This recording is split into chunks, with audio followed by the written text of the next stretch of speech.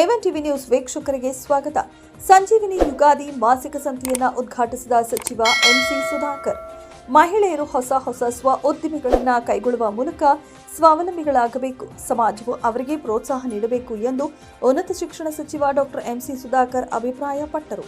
ನಗರದ ತಾಲೂಕು ಪಂಚಾಯಿತಿ ಆವರಣದಲ್ಲಿ ಜಿಲ್ಲಾ ಪಂಚಾಯಿತಿ ವತಿಯಿಂದ ಸಂಜೀವಿನಿ ಡೇ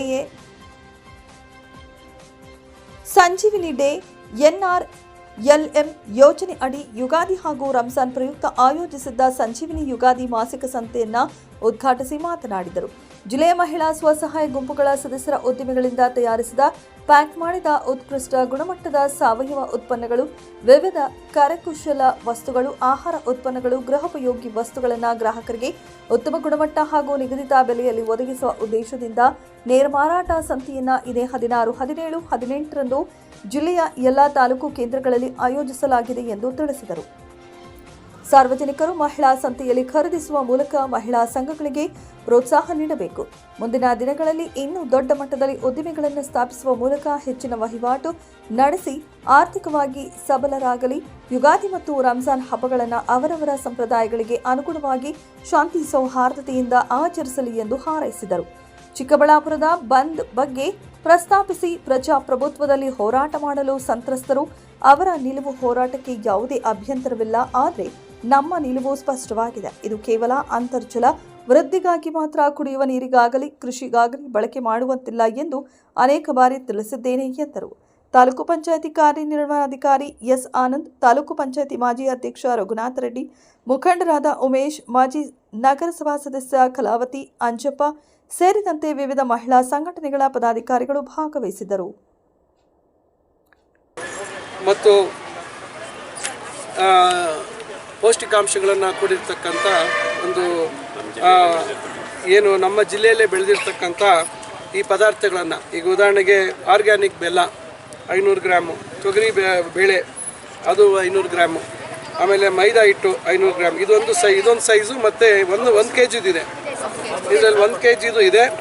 ಈ ರೀತಿಯಾಗಿ ಮೈದಾ ಹಿಟ್ಟು, ಹೆಸರುಬೇಳೆ, ಆಮೇಲೆ ಆರ್ಗ್ಯಾನಿಕ್ ಗಾಣದ ಕಡಲೆ ಬೀಜದ ಎಣ್ಣೆ, ಆಮೇಲೆ ಹರಳೆ ಎಣ್ಣೆ ಹಾಗೂ ಆರ್ಗ್ಯಾನಿಕ್ ಸೀಗೆಕಾಯಿ ಪುಡಿ, ನಂದಿನಿ ತುಪ್ಪ 200 ಮಿಲಿಲೀಟರ್ ಅದು, ಆಮೇಲೆ ಹಪ್ಪಳ ಪ್ಯಾಕೆಟು, ಹೋಮ್ ಮೇಡು, ತೆಂಗಿನಕಾಯಿ, ಇದೆಲ್ಲ ಇವತ್ತು ಹಬ್ಬದ ಪ್ರಯುಕ್ತ ಇದನ್ನು ಒಂದು ಪ್ಯಾಕೆಟ್ ಆಗಿ ಒಂದು ಕಿಟ್ಟಾಗಿ ಮಾಡಿ ಇವತ್ತು ಇದನ್ನು ಕೊಡುವಂಥ ಕೆಲಸ ಆಗ್ತಿದೆ. ಇದ್ರ ಉದ್ದೇಶ ಗ್ರಾಮೀಣ ಪ್ರದೇಶದಲ್ಲಿ ಇರ್ತಕ್ಕಂಥ ಮಹಿಳಾ ಸಂಘಗಳಿಗೆ ನ್ಯಾಷನಲ್ ರೂರಲ್ ಲೈವ್ಲಿಹುಡ್ ಮಿಷನ್ನ ಅಡಿಯಲ್ಲಿ ಯಾರು ಇವತ್ತು ನೋಂದಾಯಿಸಿದ್ದಾರೆ ಅವರಿಗೆ ಏನೋ ಒಂದು ಅವಕಾಶ ಆಗಲಿ, ನೇರವಾಗಿ ಗ್ರಾಹಕರಿಗೆ ಮುಟ್ಟುವಂಥದ್ದಾಗಲಿ ಅಂತ ಒಂದು ಸಂದರ್ಭದಲ್ಲಿ, ಹಬ್ಬದ ಸಂದರ್ಭದಲ್ಲಿ ಇದನ್ನು ಮಾಡಬೇಕು ಅಂಥೇಳಿ ನಮ್ಮ ಜಿಲ್ಲಾ ಪಂಚಾಯಿತಿ ಮುಖಾಂತರ ಇದೊಂದು ಹೊಸ ಒಂದು ಪ್ರಯೋಗವನ್ನು ಪ್ರಾರಂಭ ಮಾಡಿದ್ದಾರೆ. ಇದನ್ನು ನಾನು ಈ ಸಂದರ್ಭದಲ್ಲಿ ನಮ್ಮ ಜಿಲ್ಲೆಯ ಸಮಸ್ತ ನಾಗರಿಕರಲ್ಲಿ ವಿನಂತಿ ಮಾಡಿಕೊಳ್ತೇನೆ. ದಯವಿಟ್ಟು ಎಲ್ಲೆಲ್ಲಿ ಇವತ್ತು ಜಾಗಗಳನ್ನು ಗುರುತಿಸಿದ್ದಾರೆ. ಈಗ ಸಮಯ ಕಮ್ಮಿ ಇದೆ, ಸಮಯ ಜಾಸ್ತಿನೂ ಇಲ್ಲ. ಈಗ ಮಾರ್ಚ್ 16ರಿಂದ 18ರವರೆಗೆ ಈಗ ಚಿಕ್ಕಬಳ್ಳಾಪುರದಲ್ಲಿ ಜಿಲ್ಲಾಡಳಿತ ಭವನದ ಮುಂಭಾಗ, ಆಮೇಲೆ ಪುರಸಭೆ ಮುಂಭಾಗ, ಚಿಕ್ಕಬಳ್ಳಾಪುರದಲ್ಲಿ ಬಾಗೇಪಲ್ಲಿಯಲ್ಲಿ ತಾಲೂಕ್ ಪಂಚಾಯಿತಿ ಮುಂಭಾಗ, ಬಸ್ ಸ್ಟ್ಯಾಂಡ್ ಹತ್ರ ಬಾಗೇಪಲ್ಲಿಯಲ್ಲಿ, ಆಮೇಲೆ ಚಿಂತಾಮಣಿಯಲ್ಲಿ ತಾಲೂಕ್ ಪಂಚಾಯಿತಿ ಮುಂಭಾಗ ಮತ್ತು ಮೈಲಾಂಡಹಳ್ಳಿ ಕ್ರಾಸ್ ಕುರ್ಬೂರು ಮತ್ತು ಬಸ್ ಸ್ಟ್ಯಾಂಡಲ್ಲೂ ಮಾಡಬೇಕು ಅಂತ ನಮ್ಮ ಇಒ ಅವರು ಹೇಳ್ತಾ ಇದ್ದಾರೆ. ಅಲ್ಲೂ ಮಾಡುವಂಥದ್ದು ಮಾಡ್ತಾರೆ. ಗೌರಿಬಿದನೂರು ನಗರಸಭೆ ಆವರಣದಲ್ಲಿ ಮಾಡ್ತಾರೆ. ಮತ್ತು ಶನಿ ಮಹಾತ್ಮ ದೇವಾಲಯದ ಆವರಣ, ಗುಡಿಬಂಡೆಯಲ್ಲಿ ತಾಲೂಕ್ ಪಂಚಾಯಿತಿ ಮುಂಭಾಗ, ಶಿಡ್ಲಘಟ್ಟದಲ್ಲಿ ಬಸ್ ನಿಲ್ದಾಣ, ಜಂಗಮಕೋಟೆ ಮತ್ತು ಜಂಗಮಕೋಟೆ ಕ್ರಾಸ್, ಈ ರೀತಿ ಹಲವಾರು ಸ್ಥಳಗಳನ್ನು ನಿಗದಿ ಮಾಡಿದ್ದಾರೆ.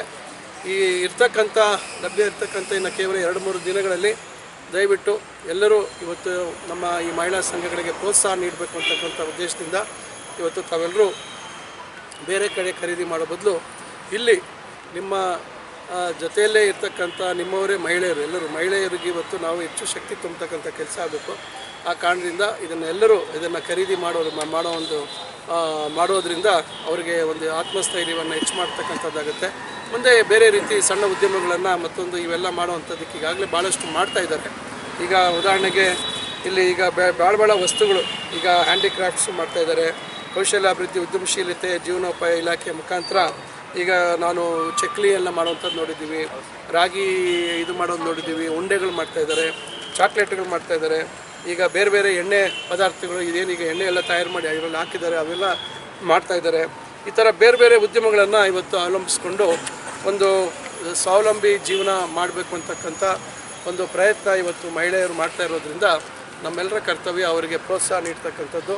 ಅದರಿಂದ ಈ ಸಂದರ್ಭದಲ್ಲಿ ನಾನು ಮತ್ತೊಮ್ಮೆ ಈ ಒಂದು ಜಿಲ್ಲಾ ಪಂಚಾಯತಿ ಮುಖಾಂತರ ತೆಗೆದುಕೊಂಡಿರ್ತಕ್ಕಂಥ ಕಾರ್ಯಕ್ರಮ ಯಶಸ್ವಿಯಾಗಲಿ ಮತ್ತು ಅವರೆಲ್ಲರೂ ಒಂದು ಪ್ರಯೋಗ ಮಾಡಿದ್ದಾರೆ.